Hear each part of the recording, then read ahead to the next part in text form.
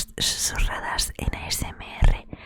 Hoy seguimos leyendo Emma de Jane Austen, capítulo 49. Espero que os guste. Durante toda la mañana siguiente continuó haciendo más o menos el mismo tiempo, y en Hartfield parecía reinar la misma soledad y la misma melancolía. Pero a primera hora de la tarde el cielo se despejó, el viento cedió en fuerza, las nubes se disiparon, lució el sol, había vuelto el verano, con toda la vehemencia que inspira un cambio de tiempo como este. Emma se propuso salir al aire libre lo antes posible. Nunca el maravilloso espectáculo, los olores, la sensación de la naturaleza tranquila, cálida, brillante, después de una tempestad, le habían resultado más atractivos. Ansiaba la serenidad que todo ello iba a introducir gradualmente en su espíritu, y al visitarles el señor Perry poco después de comer, con toda una hora libre para consagrar a su padre, aprovechó enseguida la ocasión para salir al jardín.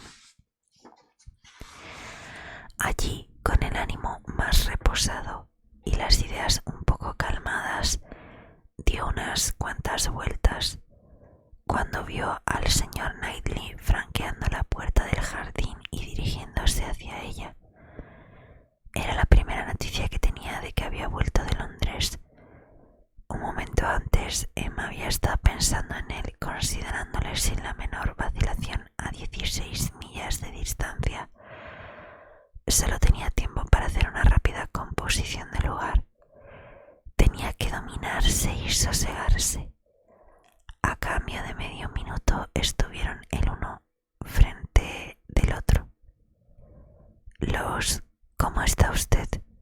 fueron tranquilos y mesurados por una y otra parte. Ella le preguntó por sus amigos mutuos. Estaban todos bien. «¿Cuándo has salido de Londres?»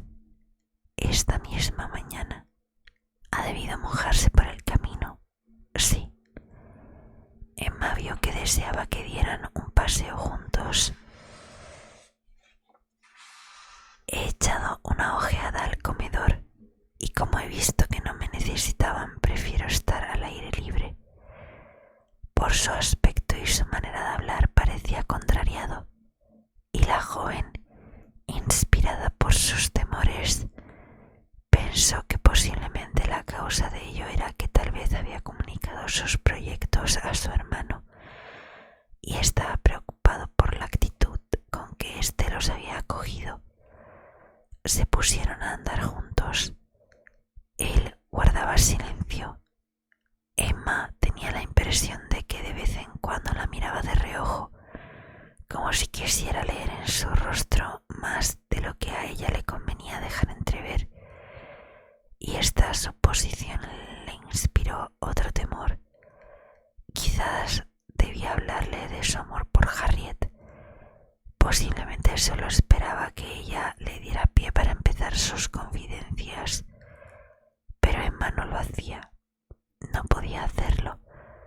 No se sentía con fuerzas para hacer que la conversación derivase hacia aquel tema. Él tendría que hacérselo todo, pero no podía soportar aquel silencio que, tratándose de él, era algo tan fuera de lo común.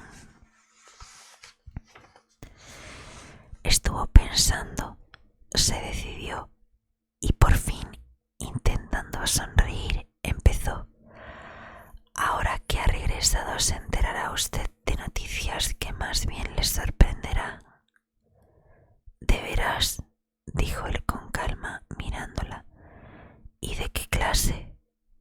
«Oh, las mejores noticias del mundo. Una boda». Tras hacer una breve pausa, como para asegurarse de que ella no iba a decir nada más, replicó: «Si se refiere a la señorita Fairfax y Frank Churchill, ya me lo han dicho». «¿Cómo es posible?», exclamó Emma, volviendo hacia él su rostro encendido. Pero mientras mientras hablaba se le ocurrió que yendo hacia allí podía haberse detenido a visitar a la señora Goddard. Esta mañana he recibido una carta del señor Weston sobre asuntos de la parroquia y al final me hacía un pequeño resumen de todo lo que había ocurrido. Emma se sintió más aliviada y al momento pudo decir con un poco más de serenidad: entonces probablemente le habrá sorprendido menos que a los demás, porque usted ya tenía sus sospechas. No he olvidado que en cierta ocasión usted intentó prevenirme. Ojalá le hubiera hecho caso, pero, bajando la voz y dando un profundo suspiro, está visto que estoy condenada a no saber ver nunca esas cosas.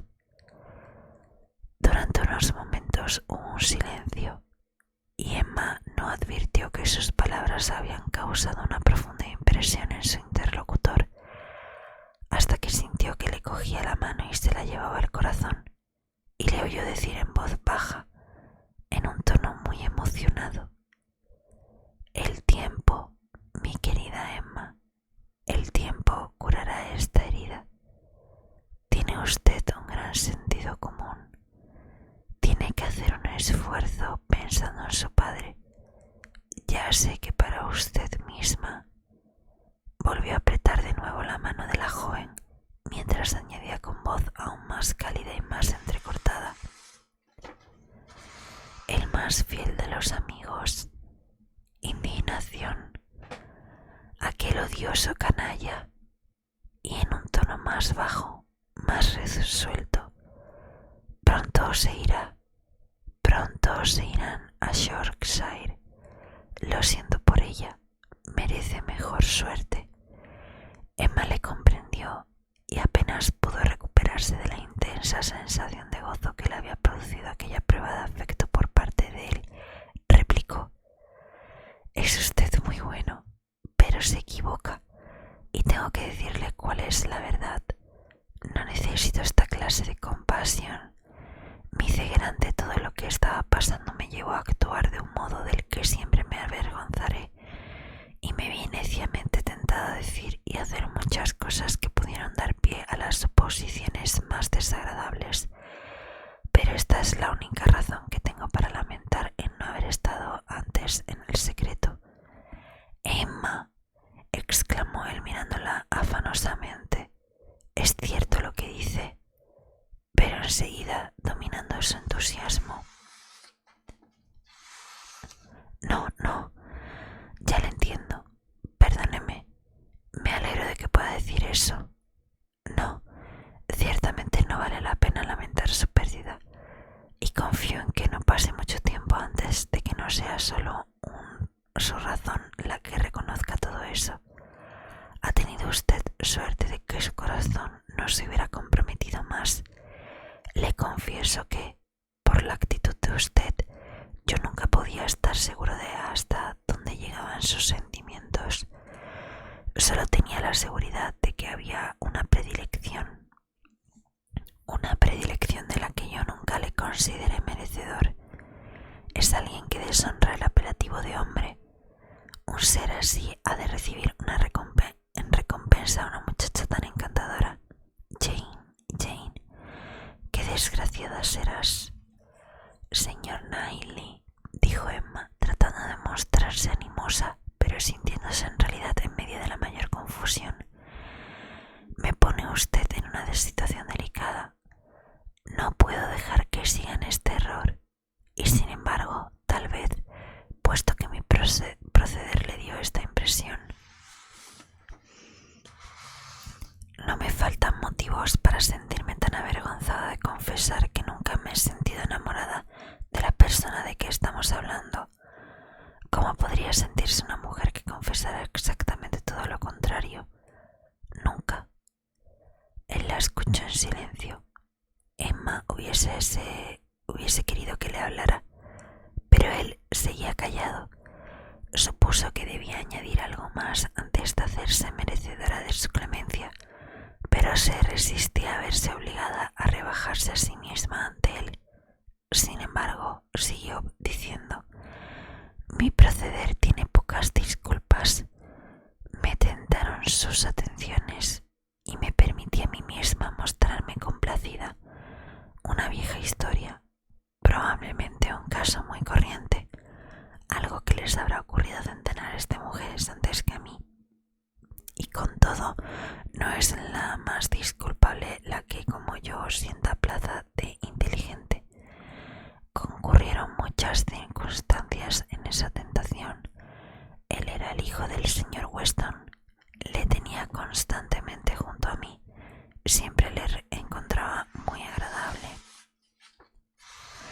Y, en resumen, con un suspiro, no voy a ocultarle con frases ingeniosas cuál ha sido la causa más importante de todo esto. Halagaba mi vanidad y consentí sus atenciones. Sin embargo, en estos últimos tiempos, la verdad es que durante cierto tiempo yo no pensaba que aquello pudiera significar algo. Lo consideraba como una costumbre, un juego, nada que me comprometiese seriamente ante mí misma. En cierto modo había triunfado sobre mí, pero sin hacerme daño.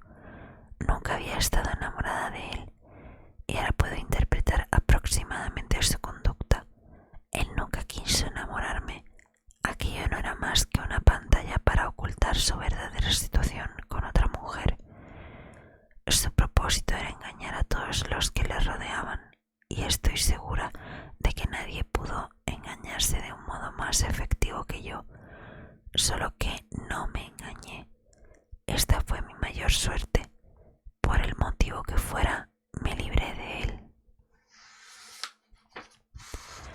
Al llegar a este punto, Emma hubiera deseado que él le respondiera, aunque solo fueran unas pocas palabras para decir que por lo menos su conducta era comprensible, pero seguía en silencio, y por lo que ella podía conjeturar, sumido en sus pensamientos, por fin, casi en su tono habitual, dijo: «Nunca he tenido una buena opinión de Frank Churchill. Sin embargo, siempre puedo suponer que no haya sabido apreciar sus cualidades. Mi relación con él ha sido muy superficial, e incluso admitiendo que hasta ahora le haya juzgado como merece, creo que puede llegar a ser mucho mejor. Con una mujer como Jane tiene una posibilidad. No tengo ningún motivo para desearle mal, y por el bien de ella, cuya felicidad va a depender de su buen carácter y de su conducta, desde luego le deseo todo el bien del mundo. No tengo ninguna duda de que serán felices juntos», dijo Emma. «Estoy segura de que están sinceramente enamorados el uno del otro». «Es un hombre afortunado», exclamó el señor Knightley con énfasis. «Tan joven aún, a los 23 años, a una edad en la que cuando un hombre elige esposa generalmente elige mal. A los 23 años conseguir algo de tanto valor, dentro de lo que es humanamente posible prever. ¿Cuántos años de felicidad le esperan? Haber conquistado el amor de una mujer como ella, un amor desinteresado, porque el modo de ser de Jane Fairfax es el de una persona del máximo desinterés. Todo está en favor de él. Igualdad de situación, me refiero, por lo que respecta a la sociedad y todas las costumbres y modales que realmente cuentan. Hay igualdad en todos los aspectos, excepto en uno, y este, ya que no es posible dudar de la pureza de intenciones de ella, aún contribuirá a la felicidad de él, ya que le permitirá ofrecerle las únicas ventajas de las que ella carece ahora. Un hombre siempre desea dar a una mujer un hogar mejor que aquel de donde la ha sacado, y quien pueda hacerlo, cuando no hay dudas acerca del amor de ella, debe de ser, en mi opinión, el más feliz de los mortales». Sí, Frank Churchill es un favorito de la fortuna. Todo lo que le ocurre es en beneficio suyo. Conoce a una joven en un balneario, conquista su afecto, ni siquiera la alarma con la ligereza de su carácter, toda su familia hubiesen dado la vuelta al mundo buscándole una esposa perfecta, no la hubiesen encontrado superior a ella. Su tía se opone, su tía muere, solo tiene que hablar. Sus amigos están dispuestos a ayudarle a ser feliz. Se ha portado mal con todo el mundo y todo el mundo está encantado de perdonarle. La verdad es que es hombre de suerte. Habla usted como si le envidiase. Y le envidio, Emma. En una cosa le aseguro que le envidio. Emma no se atrevió a decir nada más. Parecían estar ya en medio camino de hablar de Harriet, y en aquel momento todo lo que quería era evitar aquel tema, si era posible. Se trazó un plan. Le hablaría de algo totalmente distinto. Los niños de Brunswick Square.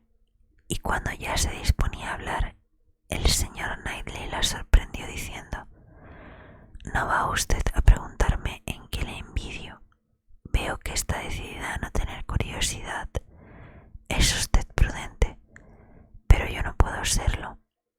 Emma, debo decirle lo que no va a preguntarme, a pesar de que quizás en un momento después me arrepienta de haberlo dicho». «Oh, entonces no me lo diga, no me lo diga», exclamó ella rápidamente. «Tómese más tiempo, reflexione, no se precipite». «Muchas gracias», dijo él en un tono ofendido, y no añadió ni una sílaba más. Emma no podía soportar la idea de haberle hecho daño. Él tal vez deseaba hacerle una confidencia, tal vez consultarle algo. Por mucho que le costara, le escucharía. Podía ayudarle a resolverse o a confirmarle en su opinión. Podía limitarse a elogiar a Harriet o, recordándole el valor de su independencia, sacarle de aquel estado de indecisión que para un espíritu como el suyo debía de ser más doloroso que cualquier alternativa. Habían llegado frente a la puerta de la casa. «¿Entra usted?», le preguntó él. «No», replicó Emma, segura ya de su decisión al ver el abatimiento que demostraba él al hablar. «Me gustaría seguir el paseo. El señor Perry aún no se ha ido». Y después de dar unos pasos añadió: «Hace un momento le he interrumpido muy bruscamente, señor Knightley, y temo haberle ofendido. Pero si desea hablar francamente conmigo como amiga o pedirme la opinión sobre cualquier cosa que tenga usted en proyecto, como amiga estoy a su disposición. Escucharé todo lo que quiera decirme y le diré exactamente lo que piense». «Como amiga», repitió el señor Knightley. «Emma, lo que temo es una palabra. No, no, prefiero que no. Sí, quédese, porque voy a vacilar. Ya he ido demasiado lejos para poder ocultarlo ahora». Emma aceptó su ofrecimiento. «Por raro que pueda parecerle, lo acepto y me confío a usted como amiga. Dígame, ¿puedo tener alguna esperanza?». Se interrumpió como para dar más énfasis a su pregunta, mientras con la mirada dominaba completamente a la joven. «Mi querida Emma», siguió diciendo, «porque querida lo será usted siempre para mí, sea cual sea el resultado de esta hora mi conversación. Mi querida Emma, mi amada Emma, contésteme enseguida. Diga no, si es eso lo que tiene que decir». Emma era absolutamente incapaz de decir nada, y él exclamó muy excitado: «Se calla usted, no dice nada. Por ahora no pregunto más». Emma estaba casi a punto de desvanecerse por la emoción de aquellos momentos. Entonces el sentimiento más acusado en ella era el temor a despertar del más feliz de los sueños. «No soy hombre de muchas palabras, Emma», siguió diciendo en un tono sincero, tan decidido, tan afectuoso, que no podía sino convencer. «Si la quisiera menos, tal vez podría hablar Ya sabe cómo soy. De mí solo ha oído la verdad. Yo le he hecho reproches y la he sermoneado, y usted lo ha soportado como ninguna otra mujer en toda Inglaterra lo hubiese hecho. Soporte ahora las verdades que tengo que decirle. Mi querida Emma, como siempre las ha soportado. Mis modales tal vez no las abonan demasiado. Sé bien que no he sido un enamorado ejemplar, pero usted ya me comprende. Sí, usted ve, usted comprende mis sentimientos, y si puede, corresponderá a ellos. Ahora solo le ruego que me deje oír, aunque solo sea una vez, que me deje oír su voz. Mientras el señor Knightley hablaba, la mente de ella estaba en plena actividad, y con toda la prodigiosa celeridad del pensamiento había podido, sin perder ni una palabra, captar y comprender cuál era la verdad exacta de todo aquello. Ver las esperanzas de Harriet habían sido totalmente infundadas. Un error, un engaño tan total como cualquiera de los suyos propios. Que Harriet no era nada para él, que ella lo era todo, que lo que ella había estado diciendo relativo a Harriet había sido tomado como expresión de sus propios sentimientos, y que su agitación, sus dudas, su contrariedad, su desánimo, él los había tomado como un medio de desanimarle a él que Emma había adoptado. Y no solo tenía que ir haciéndose cargo de todas esas cosas que significaban tanta felicidad para el porvenir, había también que alegrarse de no haber revelado el secreto de Harriet, y de decidir que ya no era necesario ni se haría. Ahora era todo lo que podía hacer por su pobre amiga, ya que, por lo que se refiere al heroísmo del sentimiento que podía haberla impulsado a intentar que él transfiriese su amor de Emma a Harriet, como la más digna, infinitamente más digna de las dos, o incluso la actitud mucho más sencilla y sublime de decidir rechazarle al momento y para siempre, sin confesar los motivos por el hecho de que no pudiera casarse con ambas. No, Emma no estaba dispuesta a esos sacrificios. Pensaba en Harriet con pena y arrepentimiento, pero en su espíritu el impulso de generosidad no alcanzó extremos de insensatez que se hubieran opuesto a todo lo que podía ser probable o razonable. Había desencaminado a su amiga, y ésta sería siempre para ella un reproche viviente, pero su buen juicio era tan firme como sus sentimientos, tan firme como lo había sido siempre, y no podía aceptar para él una unión como aquella, tan desigual y tan impropia. El camino que Emma veía ante sí era claro, pero no sin dificultades. Ante sus apremios se vio forzada a hablar. ¿Qué es lo que dijo? Exactamente lo que debía decir, por supuesto, como hace siempre una dama. Dijo lo suficiente para darle a entender que no tenía por qué desesperarse, invitándole a decir algo más. Por un momento él había perdido las esperanzas al ver que se le instaba a la prudencia y al silencio, como si aquello representase una negativa. Ella había empezado por negarse a oírle. Luego el cambio de actitud había sido un tanto brusco. Su proposición de seguir paseando, el modo en que Emma había reanudado la conversación que ella misma acababa de interrumpir, no había dejado de causarle sorpresa. Ella se daba cuenta de que había obrado de un modo incongruente, pero el señor Knightley fue tan amable que prefirió olvidar el caso y no le pidió más explicaciones. Pocas veces, muy pocas, sucede que los seres humanos pueden obrar mostrando la verdad completa acerca de sus actos. Casi siempre queda algo un poco oculto, algo en una cierta penumbra, pero cuando, como en este caso, si hay algo oculto en la manera de obrar, pero no en los sentimientos, no siempre, no tiene gran importancia. El señor Knightley no podía encontrar un corazón más enamorado que el de Emma, un corazón más dispuesto a aceptar el suyo. En realidad, menor sospecha de la influencia que ejercía sobre la joven. Había salido a su encuentro en el jardín sin la intención de ponerla a prueba.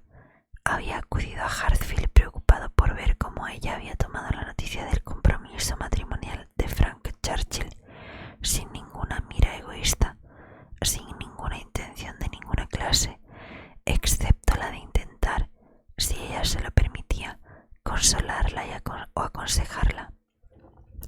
El resto había sido obra de las circunstancias, el efecto inmediato de lo que oyó y también de sus sentimientos.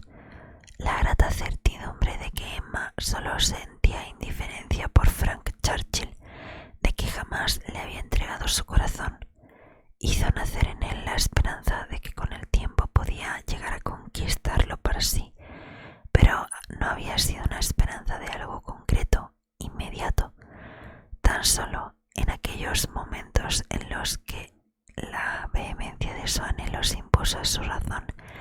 Aspiraba a oír que ella no se oponía a su tentativa de llegar a conquistar su amor. Las esperanzas de algo más que progresivamente se le fueron ofreciendo le dejaron enajenado de alegría. El afecto que él había estado rogando que le permitiera crear dentro de lo posible era ya suyo. En media hora había pasado de un estado de ánimo totalmente abatido a algo tan semejante a la felicidad perfecta que este era el único nombre que podía darle. El cambio experimentado por ella fue parecido. Aquella media hora había dado a ambos la misma inapreciable certeza de ser amados. Había disipado en uno y otro las mismas brumas de la incomprensión, de los celos, de la desconfianza. Por parte de él habían sido unos celos muy antiguos que se remontaban a la época de la llegada de Frank Churchill e incluso antes, cuando aún se le esperaba. Había estado enamorado de Emma y celoso de Frank Churchill desde aquellos días en los que probablemente un sentimiento le había permitido darse cuenta del otro.